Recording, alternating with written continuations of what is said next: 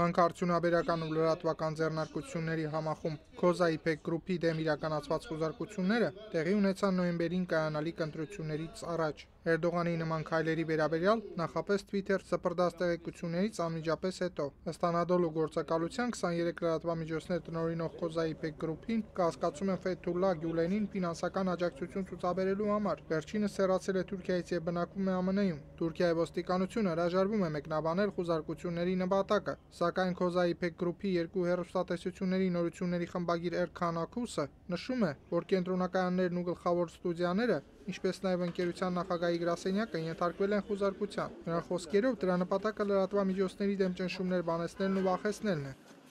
Մի շարք լրագրողներ իրավական հետապնդումների են ենթարկվում տարատեսակ մեղադրանքներով, որոնց շարքում նաև բարձրաստիճան պաշտոնյաներին վիրավորելու մեղադրանքները։ Դրանք մեծ մասամբ դեկտեմբերին ձերբակալված լրագրողներն են, որոնց նկատմամբ հետապնդումներն արժանացել են բազմաթիվ միջազգային իրավապաշտպան կազմակերպությունների դատապարտող հայտարարություններին։ Եվրոպական խորհրդարանը ևս դատապարտել է այդ ձերբակալությունները։ Քրդստանի աշխատավորական կուսակցության հետ բախումները լուսաբանելու պատճառով ոստիկանությունը երկուշաբթի օրը ձերբակալել է բրիտանացի երկու լրագրողի եւ մի թուրք թարգմանչի, նրանց դեմ հարուցելով ահաբեկչությանը սատարելու մեղադրանք։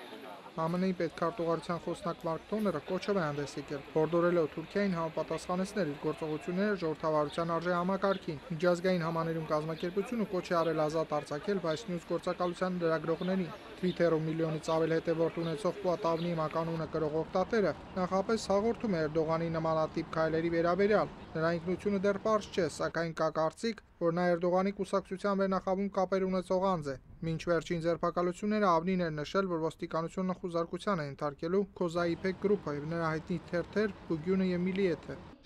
Տիգրան Մարտիրոսյան, Ամերիկայի ձայն, Վաշինգտոնից։